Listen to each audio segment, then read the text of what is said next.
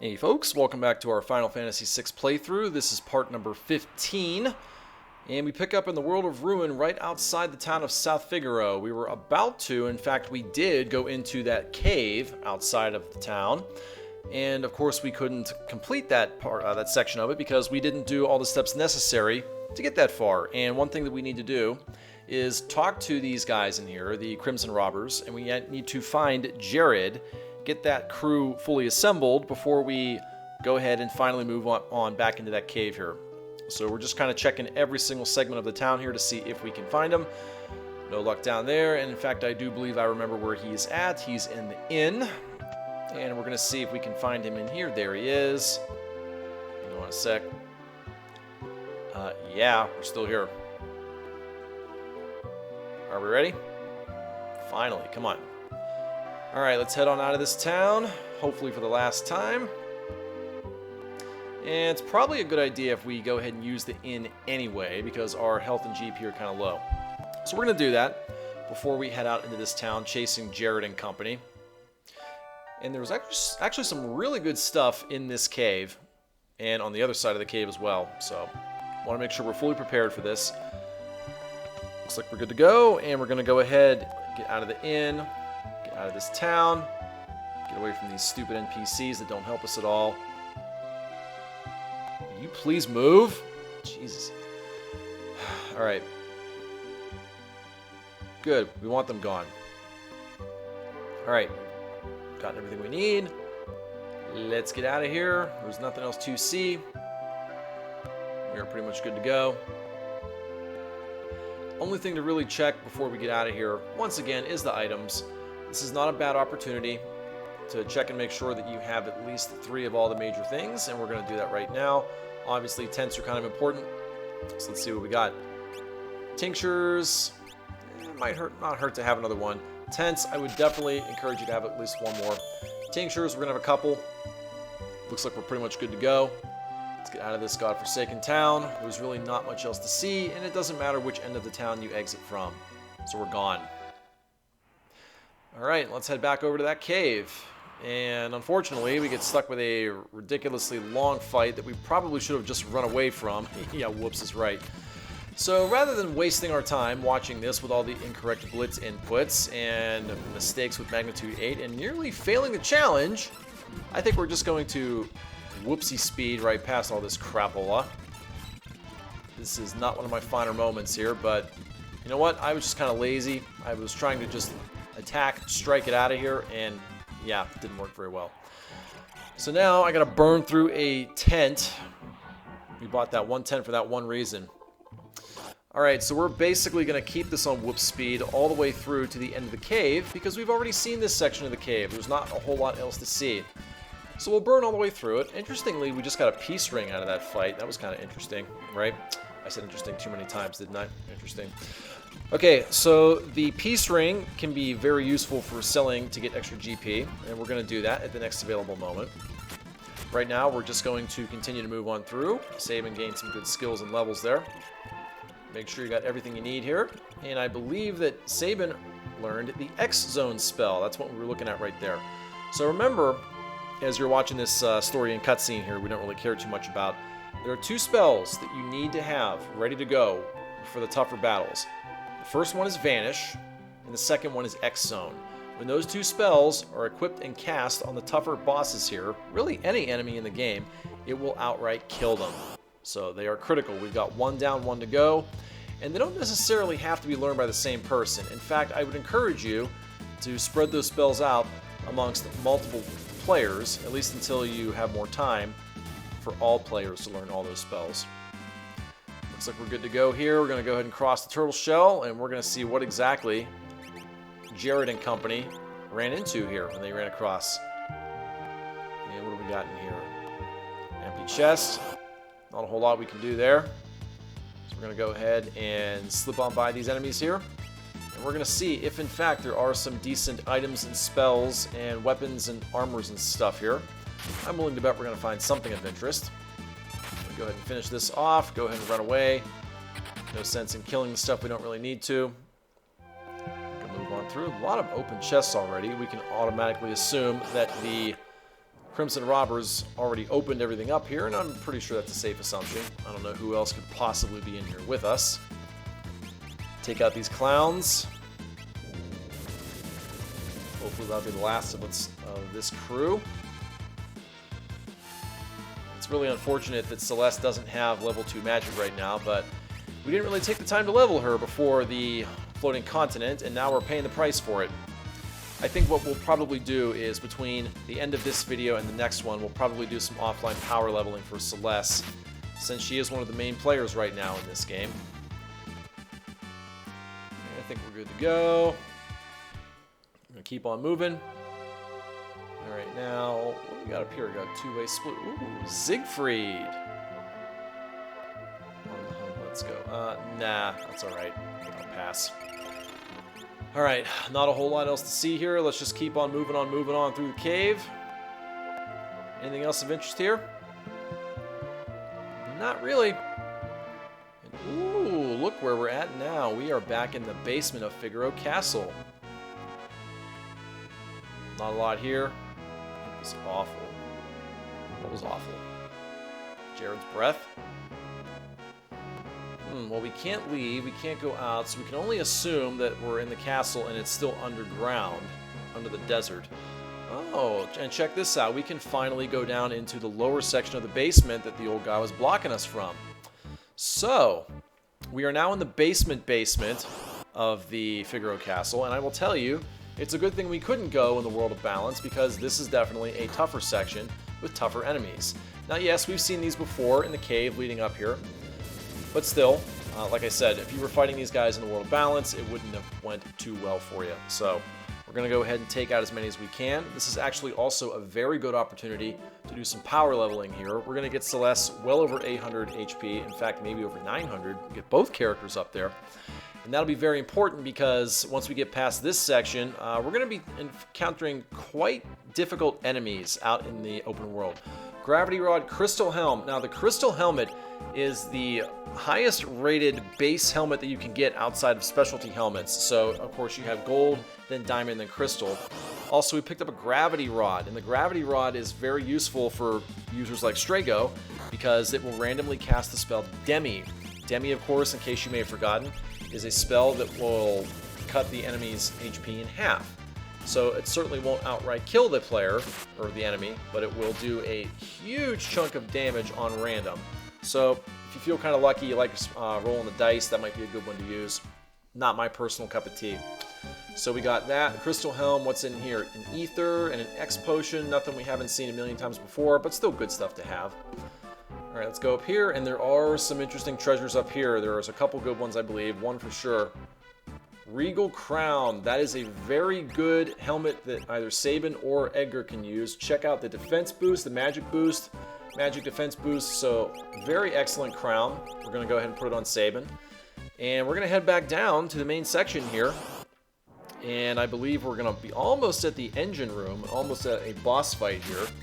So just a couple more minor enemies to fight. Hope we get rid of them rather quickly. And we should be able to fight the boss down here. And I will tell you, the upcoming boss, I know it's coming up, can end your game very, very fast if you don't plan accordingly. There are a number of ways to approach the upcoming boss, or you can choose to play a little recklessly for the sake of entertainment. Although I do know what I'm doing here, it's going to make things rather interesting. I know I got to stop saying interesting, right? I told you a long time ago I don't script my videos, right? And sometimes those can be the end results. So I swear I'm going to stop saying the word interesting. Alright, now I said earlier that Sabin learned X Zone. It looks like he just learned it right there. So he's got one spell down, one to go. We're headed back down into the sub-basement here. Gonna head up and around. And I believe we got one more minor fight to go through. Nothing a good old fire dance can't take care of once or twice. And then we are going to have quite a difficult boss battle if you come in unprepared for it. And as I said, you're going to have quite a fun viewing entertainment portion of this video very shortly. Wait till you see what I end up doing here. Alright, save and gains. Ooh, devised a new blitz. I don't know if you caught that one. So let's take a quick look at his blitz skills and let's see what he's learned. I will tell you it's not quite as useful as the Fire Dance, but since we're taking a look at it, let's see what he's got. It was over 900 HP. So his new blitz is called the Mantra. It refreshes other party members. Basically, it's a way to heal without actually using MP. It's a blitz skill that I often forget that I have just because I'm so quick and efficient at using magic. But if you want to use it and you want to save the MP, Mantra is a very good blitz to utilize. Don't know that it's quite as efficient as a regular heal spell, though. Alright, now a lot of ways you can approach this. Honestly, the best thing to do before prepping for this fight is to equip ribbons or probably running shoes to avoid going slow. And you might wonder, why is it a big deal if you're slow? Well, wait till you see this boss here. It has a very annoying attack that is based upon the slow status ailment. What the heck's going on with this engine here? Aha, Edgar finally drops the ruse. He is in fact Edgar and not Jared. Alright, so here's the boss. It is 4 tentacles entwining up the engine room here. They all have 7,000 HP apiece, and they have varying weaknesses. Now watch what I just did. Edgar used the Bio Blaster attack. That is massive, and that is my major strategy for this fight, using the Bio Blaster. You can do it that way, you can use Poison, or if you have a character that knows the Bio spell, you can use Bio on all 4 of the tentacles. I opted to go with the Bio Blaster because ultimately it's quicker. Now the problem is, obviously I did not do proper preparations the way I probably should have.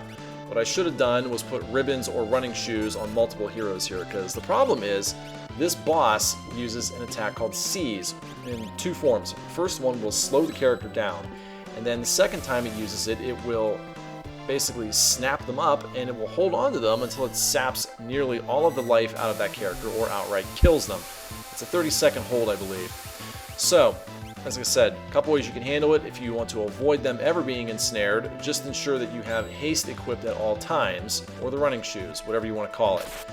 Otherwise, you're going to be in for a world of hurting like this one. Honestly, there's 2 reasons why I won this boss fight and came away the victor. The first one is the Bio Blaster, because as you're going to see, it is inflicting damage over time to all 4 of the tentacles here. See, 437 to the bottom left one.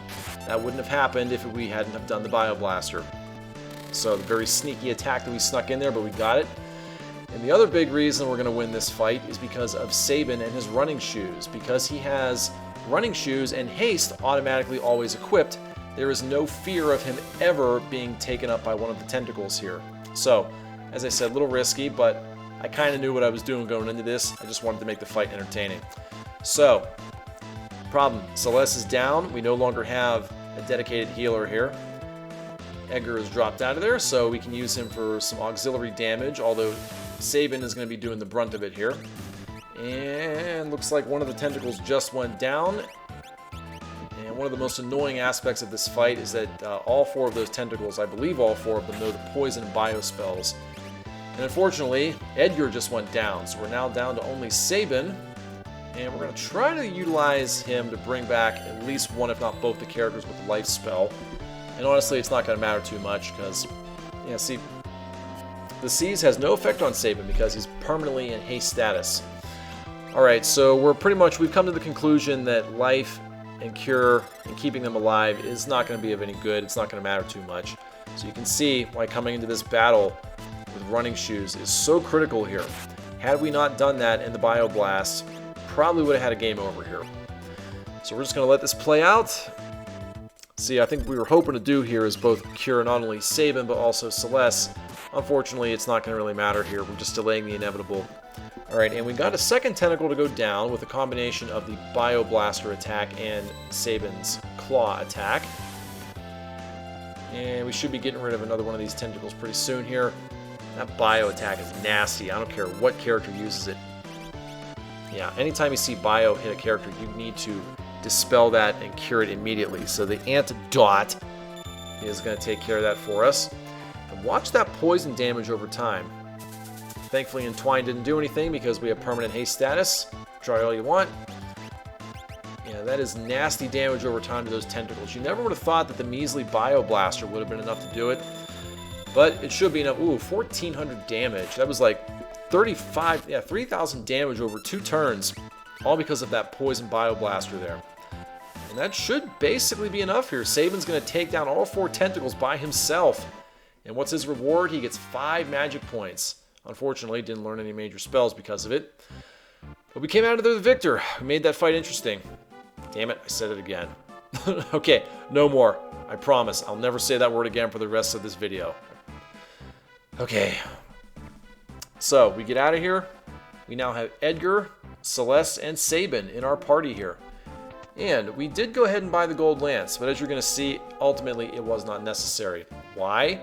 Because he comes equipped with a gold lance already. I guess he learned some stuff over time and he plundered some stuff over time. But let's take a look and see what Edgar has in his possession here. Besides the gold lance, I believe he does have a couple other things. One little problem there, brother. What's the problem? Don't worry about that later. Alright, now we have to get all 3 characters at least alive, if not back to full health. So, thankfully, Sabin does know the life spell. We don't need to worry about burning Phoenix Downs. Alright, all 3 characters are back. What's Edgar got? Ooh, check this out. He's already got a gold lance and a diamond helm. So, he's got some stuff. While we were away doing our thing, he was away doing his thing. Alright, so we are going to equip running shoes on him as well. And I think we'll put a back guard on him. I hate getting back attacked. Should be in pretty good shape with the Sabin and Edgar trio, or duo here. Soul Saber, that's the only place you can get the Soul Saber in this castle here. It looks like it's impossible. It looks like there's really nothing because it's all been plundered. Just click on the sword or hit OK on the sword of the statue there. You will get that Soul Saber there. It will randomly absorb damage as MP, and then it'll cast Doom on random characters. So, yeah, again, it's a random-based attack. If you like rolling the dice, it might be something you want to do. It's not a sword I tend to use, but you can also possibly sell it. Maybe. Although I think of some of these swords, you only get 1 GP, meaning there's virtually no value. It's better off to keep them. And that could possibly be one of them. This is an annoying fight. The drop robots here. Yeah, you can take them out, but if you're not strong and fast enough, they will cast basically a mindless attack on you and cause all 3 of you to go crazy, confused, and insane. So it's really not a fight worth fighting. Yeah, you're going to see 1, you're going to see 2, and you're going to get 3? No, you get some flash out there. Yeah, see, here comes the 3rd one, and of course it hits Edgar here. All 3 of them. Does Sabin fire dance himself? He just fire danced himself. I would have never known that was possible. And of course, Celeste has to cure the enemy here. So, yeah, let's just get out of here. Now, the nice thing is, even if your teammates get hit with the Confuse spell, you can still run away from battle, so it's not the end of the world. So don't feel too bad if that happens. We're going to just go ahead and run away. It's not worth it. Now, there's the Mantra Blitz, and of course, it cures the enemy, so it's pointless. Just get out of here. Not worth our time. Alright, knock it off. Are we finally done? Alright, let's get out of this castle. Let's get out of this dungeon, out of this basement. Let's continue on with the next part of the game here, please. We got 1 or 2 more staircases to climb. Should be the last one right here. And we're out of there. We'll see if it's been fixed. And yes, it has. Going up. Alright, now, you have a couple options. You can come out here, out into the desert, but there's nothing here. Nothing worth looking around at. So we're just going to go back down. And I'm going to go across. Underneath a body of water. Onto another continent. And this is going to bring us up in another desert. And the closest town that we're going to see is the town of Kolingen. This is a town that we have seen previously back in the World of Balance. And once again, not a whole lot has changed in this town, but we will go there just for the heck of it. We're probably going to check to see if there are any new items, new weapons, new armor. Now, before we leave, there is something you want to check in this castle once it's above ground. Go back over to this section where you can buy tools for Edgar. There is a brand new one that you can now utilize called the Debilitator. The Debilitator will randomly cast a weak point and make that enemy weak, essentially, to a random element. So, for instance, if you were to cast it on an enemy, there's a chance that the Debilitator could make the enemy weak to ice, or fire, or wind, or earth, or holy, pearl, whatever. So take your pick. It's kind of hit or miss. If you actually have the element in question as a spell, then you're in luck. You could be doing some major damage. If not, really no major effect. So, taken effect or taken use and taken look of the different spells we have equipped on all the characters. Looks like we're pretty much set for what we need for right now, so we're going to leave this castle, go out the front door, and we're going to make our way northwest to the town of Kolingen out of this desert here. We are going to have a couple difficult fights here. You have a choice to fight them or not. And the sandstorm fights, or the sandstorm attacks rather, are very annoying because they tend to cause damage over time in a lot of cases. So take these guys out quickly. Don't take them for granted because they will hurt you very, very badly if you don't. And actually, looking back on things, if I had a chance to redo this, I probably would focus on the little seahorse, sandhorsey dude, since he does the most damage by far. You noticed he dealt over 300 damage apiece to all three of my characters here, so I would definitely take him out quicker than the crabs here, and then go to town on the rest of them here. Go ahead and let Sabin show off his little healing here if he can actually get a blitz input correct, which is getting rarer and rarer as we go through the videos here. My controller has not been wanting to function very much, which is unfortunate because we will need him to pull off his extremely good blitzes in the not too distant future. We will be getting his ultimate final blitz not too long from now. We're actually not too far away from that point once we get through the next dungeon coming up. Alright, here's a couple new enemies we haven't seen before. We have the Deep Eye and the Muse. Take a good guess as to which one is which. And they can take some pretty decent damage for this point in the game. And I would opt not to fight these enemies right now, simply because some of them have an attack called Dreamland, which will put you to sleep. And yeah, obviously that's not a good thing. And look at this, we're using Fire Dance. And even still, that's pretty hefty damage, over 1,000 damage apiece on the two front enemies here. Hasn't taken a single one of them out yet. So, again, it's better to be safe than sorry right now. Feel free to run and get to the nearest town here. Man, these little random battles here just will not stop. This enemy is extremely difficult for this point in the game. Don't bother trying to fight it. It has attacks that will take you down quickly here. There will come a time when we will get it, but not now. Alright, we're now in the town of Kolingen, and if you think back to the World of Balance, this is where Locke's story played a major part.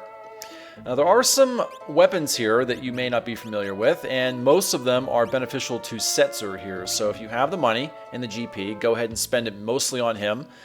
If you have the money as well, go ahead and buy the diamond armors, diamond vessels, and diamond whatever, because obviously you will be needing it for the upcoming dungeon segment here, so spend what you can. If you don't have enough money, go back out in the wild, go ahead and earn it, and then come back. This is not a bad point to power level and get the stuff that you need. And honestly, I think what I might be doing here before the next part of the video or the next part of the challenge is I may be doing just that. I think I will probably do a little bit of offline power leveling before entering this next dungeon here. Although there are some pretty nice treasures to come up in this dungeon as well. And we'll point a couple of them out when we go in there here. So we're going to go ahead and buy what we need to, sell what we don't need anymore, and we're pretty much just going to buy some stuff for Setzer here. Go ahead and fast forward through most of this stuff, kind of boring.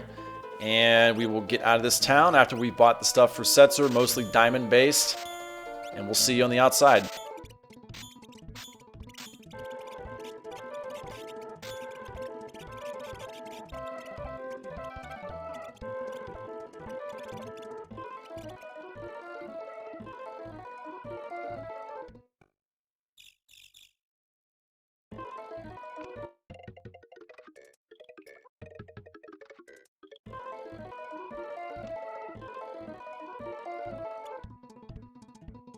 Alright, I told a little fib. We're not leaving the town yet because we have this guy to meet up with. Oh, check this out, Setzer!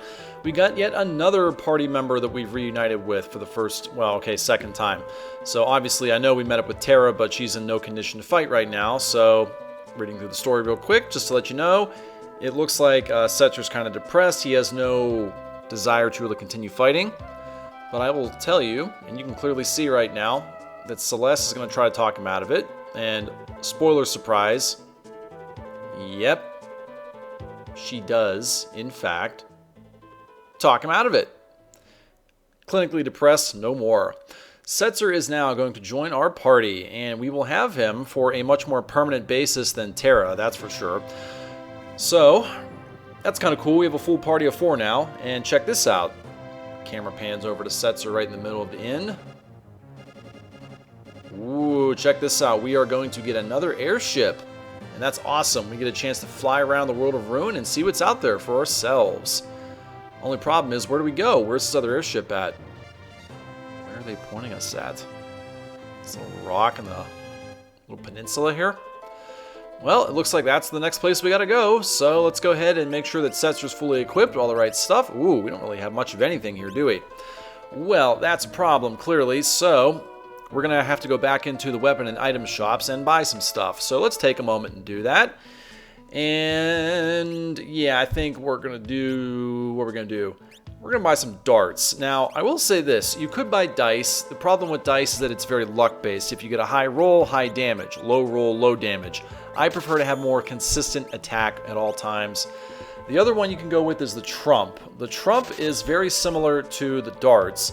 The only difference between the two is that trump has the rare occasion to randomly dispatch and outright kill an enemy. So if you have the extra GP and you want to spend on it, feel free. Once again, I feel free to have an attack that has a guaranteed, very consistent based attack, and that's why I chose to go with the darts here. So that's pretty much all there is to say. We're going to sell off a little more things that we don't need, and then we're going to leave this town and head for this little rock peninsula and try to get ourselves airship number 2.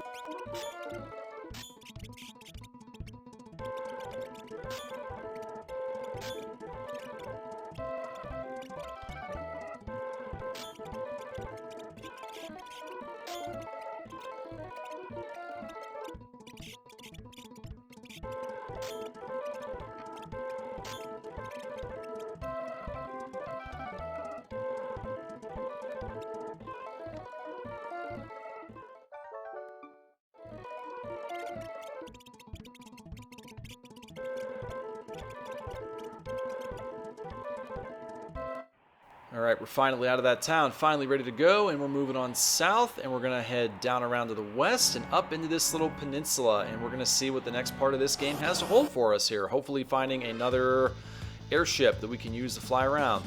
Alright, we have 1, 2, 3, 4, 5, 6 deep eye enemies to take care of. Let's see if one fire dance can take them out. Will it? Will it? Will it? Will it? The answer to that question is no. Sabin's fire dance is slowly becoming antiquated here. It's still very powerful, but it's going to take some second. Man, even the flash didn't do much. So you may need to start looking at doing singular attacks here versus area of effect hit all attacks here. It really just depends on what you want to do. Don't forget, a lot of these characters have magic-based attacks they can use as well. So pick your poison, choose what you want to do. I try not to use magic when I can help it because I want to obviously conserve that for the tougher battles, dungeons, and obviously the bosses a little bit later on. Now, we've been pointing out quite a few times now that if you have the two different spells of X Zone and Vanish, magic really won't be much of a thing anymore when it comes to bosses. And by the time we get into this next dungeon here, it will be a necessity, particularly for the boss. Depends on how highly leveled you are. You probably could take it down without that trick, but again, we want to be safe. We don't want to take any deaths because we don't want to get this far in the game with dying and ruining our time and wasting the challenge. So, we are going to cheese it a little bit here. I think we're pretty much good to go. Let's finally head up here and see what this is. And moving on in, just so you know, this is Daryl's tomb, who is the friend of Setzer here. And as I was saying, make sure you have both Vanish and X Zone equipped, or at least learned by one, if not multiple characters here. It's not really necessary to have one character know them both, but it certainly doesn't hurt. I personally would have one character learn one spell and another character learn the other so that they can be cast in rapid succession, but do as you please. Alright, now in Daryl's tomb, there's a couple things you want to notice here. There are some tombstones that you can actually carve indentations and messages on. And the way you're going to know exactly what to carve is you have to find these hints throughout the dungeon here. So immediately you're not going to know what the answer is or what to write. But if you figure that stuff out and you can get all the clues and hints, there are some very, very nice treasures to get a hold of here that will aid in leveling your characters up extremely fast. Which is good because, I hate to say this, but the second half of this game is a lot of power leveling, and obviously I'm not going to show that on this video here, so you can bet your last bottom dollar that I'm going to get these treasures here to make my power leveling experience much, much faster. Alright, so some of the enemies that you're seeing inside of Daryl's tomb, you saw Mad Oscar Flower Power Plant, whatever you want to call it, and there's some other enemies in here that will inflict zombify or zombie status. So what that means you will probably want to come into this dungeon with a hefty supply of Revivifies, because the problem with the zombie status, like you're going to see here, Doom Pollen, it will turn your character into a zombie. And while zombie status doesn't necessarily mean that they're outright dead, because they can still technically attack, but they can also attack your own party members like this. The problem with it is when they got 0 health, the game basically reads it as a dead character. If all 4 party members were to be hit with the zombie status, it would count as a game over. So yes, it is a big deal, and I strongly recommend that you come into this dungeon with a hefty supply of Revivifies or remedies or anything like that that can cure status effects. Or even better, just make sure that you have certain relics equipped that can offset the effects of zombie, such as the ribbon or whatever else is out there that will take care of that for you. Now, as you're going to see, this can be a pretty tricky and lengthy, hefty dungeon here. So, given the fact that we're pretty close to the end of this segment of the challenge, we're going to go ahead and leave Daryl's tomb. We're going to leave this dungeon here. One final fight to take care of. We could choose to fight it or run. What the heck? We've got time. You guys are here for a reason. Let's go ahead and fight it. We're going to show off the Debilitator. We haven't used it yet. So as I said, it's going to inflict a random weak point. Now it's weak against ice. So if we have a hefty ice user, which I think Sabin does know ice 2, and I know Celeste knows ice 1, maybe she's learned ice 2, I don't know. Honestly, it doesn't matter at this point. But we showed you how it works and what it does. So had we used ice 2, it would do massive damage there. So that Debilitator is nice to have, provided that it picks a weak point with a spell that you actually have learned. But we're going to worry about that in the next part of the video with Daryl's tomb. For right now, we're going to save, and we will see you in the next part of this challenge. Take care.